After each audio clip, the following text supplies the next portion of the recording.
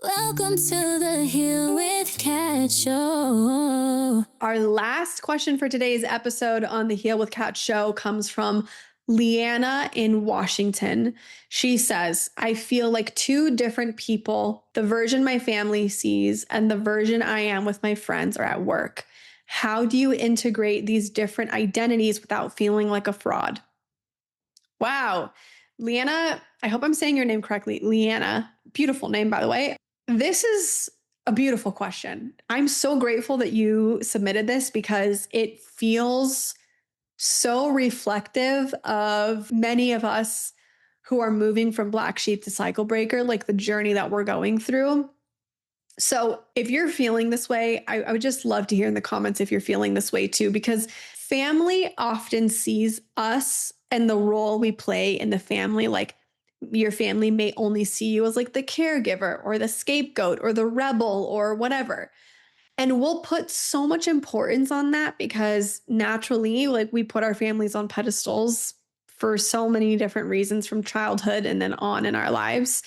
If we're not taught, autonomy and individuality and self-trust and self-confidence and all of those things. But I mean, even if we are taught those things, it is natural to kind of want to put our families' thoughts of us like in a place of importance because we love them and we care about what they think.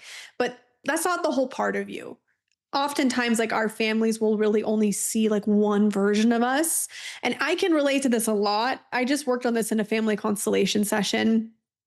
I really struggle with the version of me that shows up with my family. I don't like that version of me. And that's why I always walk away from being with family functions. Like I usually walk away feeling a whole mix of emotions because I feel like I'm still learning how to be resourced to be in my own authenticity, even if it means I don't get the connection that I want. That's like a really important piece I want to touch on here, because sometimes I feel like in order for me to get the connection I want, I have to like talk about things or do things or change things about myself that are not me. They're old versions of me. I'm still moving through stuff like that. I'm not a perfect healer and I'm not a perfect family constellation therapist. I've done a lot of growth in my life, but I'm still human and I'm still working towards, consistency with a lot of these things.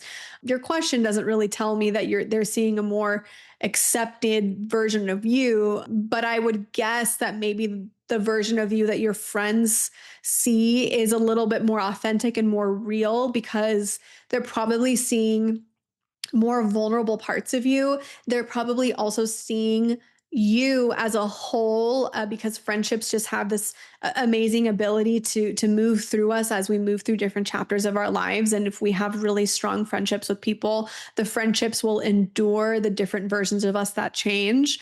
And so it's like your friends are more willing, they're like chosen family, right? Because they're more accepting of these different parts of you, whereas our families just seem to trigger the shit out of us.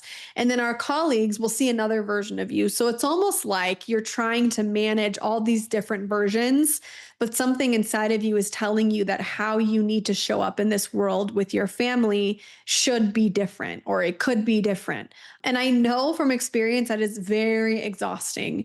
It's exhausting to even subconsciously carry around different adaptations of yourself and have to kind of be hyper vigilant or quote unquote on in these different groups of people. Maybe you have to be less on with your friends, but maybe there's a little part of you that's like, oh, can I say this? Can I do this? Or maybe all your energy goes into the hypervigilance of you with your family. I don't think that this is necessarily a bad thing, by the way. I want to normalize that. Like, you're not a fraud. Like I said, you're just carrying around different versions of yourself, and that's really freaking human. That's like really human, because what's interesting about the part of ourselves that shows up when we're with our families, it's a very, I'm going to use a Dr. Gabor Mate word. It's a very adaptive part of us. It's a part of us that learned how to keep connection or safety within that connection or manage survival in this tribe. If you feel like you couldn't be yourself with your family, then you've probably developed ways to protect yourself from maybe any negative feelings or judgment or criticism with them. So like that's the adaptive part of you, the part of you that had to maybe separate from your authentic self just to survive. So that's probably more so why it doesn't feel good. And what I love about Dr. Gabor Mate is he says, and I say this on pretty much every episode, so you'll be hearing this pretty often, but one of the most important needs of a child is not just love. If you really like comb through that, we're looking at love for a child means being connected with and having the freedom to be themselves, to have their tantrum and still be loved for it, to have an opinion about something and still be loved for it. It's in those moments where those breaks in the connection happen where we start to sacrifice ourselves so that we can stay in connection with other people. So there could be a lot of really valid reasons why you can't be yourself or why you couldn't be yourself in the past with your family.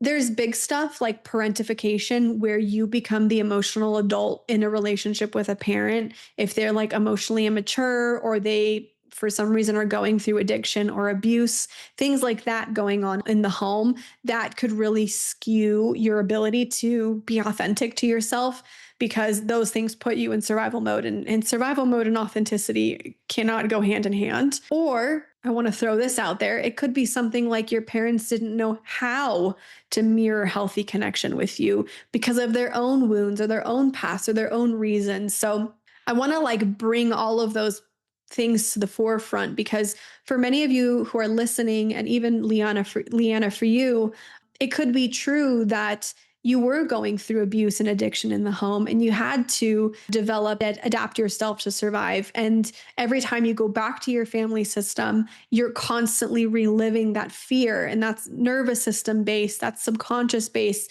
You got to get yourself in somatic experiencing or parts work or EMDR or brain spotting. Give your body and your brain the ability to process and then reprocess that pain so you don't have to be living and carrying that forever. It also could be something like every time you're with your family, even if there wasn't abuse or addiction in the home, that you're just reminded of those old immature dynamics that happen emotionally within the family system. So if it feels safe and okay for you, if you have this kind of relationship with your family, I would encourage you to ask one or maybe both of your parents to tell you what it was like raising you. And the reason I suggest that is because, and again, use discernment, but it might be helpful for you to understand what was going on in their lives at the time. Like, what do they remember about you being born and raising you in your first few years? What was happening, and not just with you, like what was happening as a whole?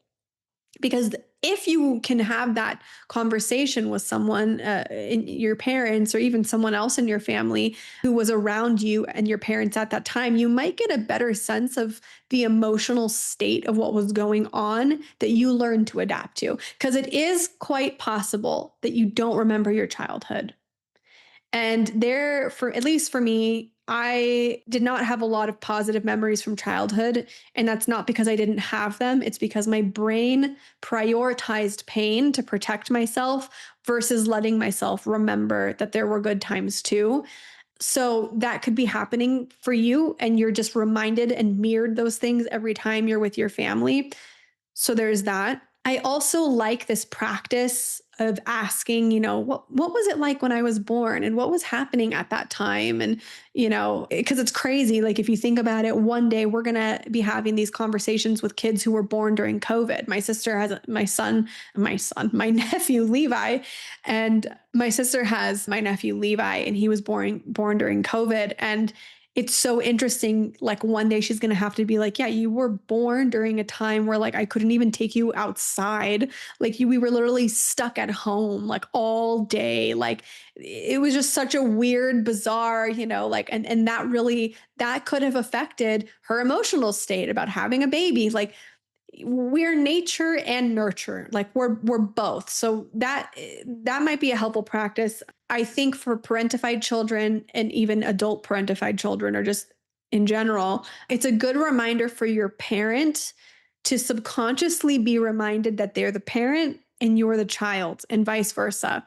When we like have these conversations, again, it's like the subconscious reminder of like, oh yeah, I'm your parent and you're my child. And it kind of just is this little like nudge in a more appropriate direction rather than, oh, I need this child to fulfill all of my needs and desires.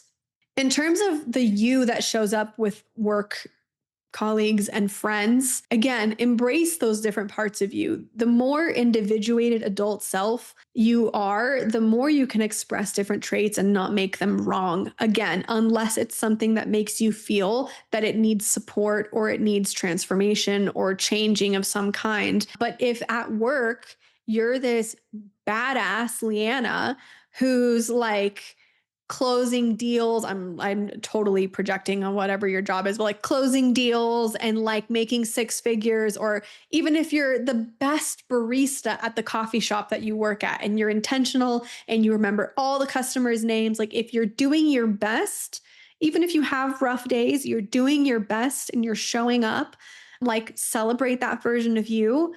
Let Leanna at work be Leanna at work. I think sometimes it can be okay that we don't have to be professional Leanna when we're with our friends. We can kind of soften and relax and let ourselves be more in like this vulnerable, silly, or maybe, goofy state of friendships. I'm totally projecting Leanna because I don't know your personality, but I'm just trying to give the example of like, these selves of you, they're not fake. They're all you. They all tell a story. They all have something to say. They're all important.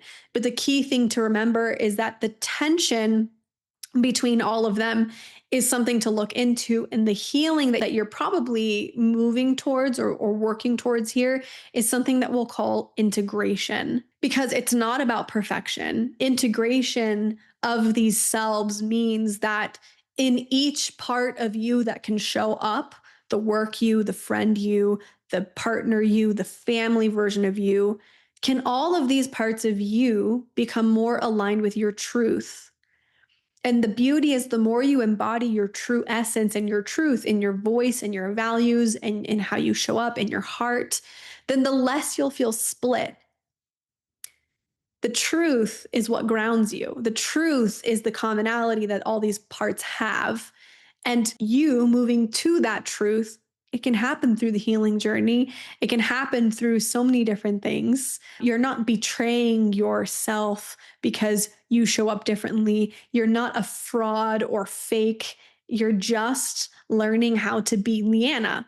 This is why I love parts work, internal family systems, so much, is because it's based on the idea that we don't have to be perfect, and that there's different parts of us, for better or for worse, by the way, that show up in our lives. And if we can just address each one in its own individual way and give it a voice and give it feelings and give it the space to express itself, then maybe we can get to a place where wisdom comes forward, truth comes forward, and we can learn from that. And it helps us become more aware, and awareness is always the first step in moving towards more authenticity. We talked about this a little bit with Marcella in the last question, but sometimes our families, they will see us through the lens of their history, of what they've lived and experienced, not necessarily where you're going. This is why it's important for you to decide where your future is going, and not with your family, not based on